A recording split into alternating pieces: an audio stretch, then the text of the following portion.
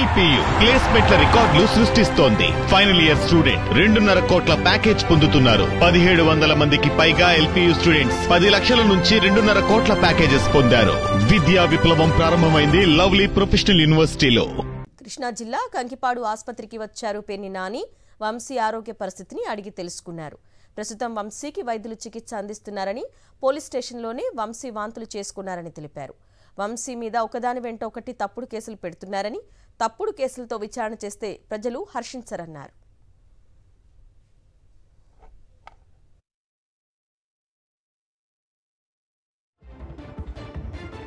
అంటే హాస్పిటల్ తీసుకొచ్చారని టీవీల్లో చూసి, టీవీలో అన్నింటిలో కూడా వంశీకి అస్వస్థతగా ఉంది, కంకిపాడు హాస్పిటల్కి షిఫ్ట్ చేశారు పోలీస్ స్టేషన్కి అని చెప్పి టీవీలో వస్తుంది.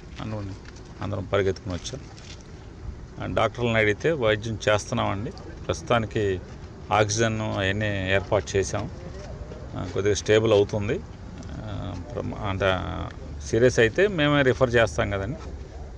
లేదు ప్రస్తుతానికి అంటే ఒక వామిటింగ్ కూడా అయింది. అది పోలీస్ స్టేషన్లోనే వామిటింగ్ ఎందుకు అయి ఉంటుంది, వామిటింగ్ ఎందుకు అయింది అంటే రకరకాల కారణం ఇన్వెస్టిగేషన్ చేయకుండా నేను చెప్పలేను కదండి. టెస్టులు చేయాలి, చూస్తున్నామని. ఒకవేళ అంటే రకరకాల కారణాలతో అంటే కడుపులో ఇబ్బంది అయినా లేదా బ్రెయిన్కి ఆక్సిజన్ తక్కువ అందినా వామిటింగ్ వస్తుంది, లంగ్స్లో కంజెషన్ ఉన్నా వస్తుంది, రకరకాల కారణాలు ఉంటాయి. ఏదన్నా నేను పొద్దున్న కల్లా ఇన్వెస్టిగేషన్ చేసి కానీ చెప్పలేము కారణం ఏంటనేది. ప్రస్తుతానికైతే ఆక్సిజన్ అయి పెట్టి ఇంజెక్షన్స్ అవన్నీ చేశాను, సెలైన్ పెట్టాను. ఎవరైతే ప్రభుత్వాన్ని నడిపే వాళ్ళని కూడా కక్ష ఉంటే సంవత్సరం జైల్లో వేసుకోవాలి, కానీ మనిషిని తుదముట్టిచ్చేయడానికి లేదా మనిషిని చంపి తద్వారా ఆనందం పొందుదామని కనుక పైశాచిక ఆనందం పొందుదాం అనుకుంటే ఇంతకన్నా మీ ప్రభుత్వం లేదా ప్రభుత్వాన్ని నడిపేవాళ్ళు మీకే నష్టం, మీరే దిగజారుతున్నారు అనేది ప్రజల దృష్టిలో కూడా చూసుకోండి.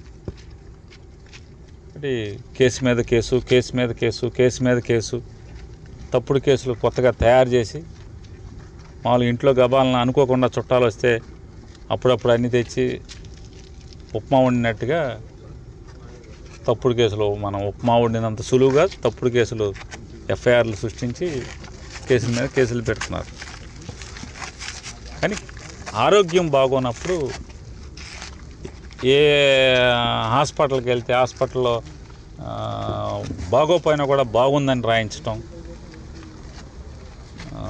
ఇట్లా కస్టోడియల్ విచారణ అని పేరుతో ఈ రకంగా ఇట్లా చేయటం ఏముంది. కస్టోడియల్ విచారణ 2000 అప్పుడు తెలుగుదేశం ప్రభుత్వంలో తప్పు చేశాడంట. అప్పుడేమో సమ్మగా ఉంది చంద్రబాబు నాయుడికి, లోకేష్కి. ఇప్పుడేమో దాని మీద పగలు తీసేయాలన్నారు.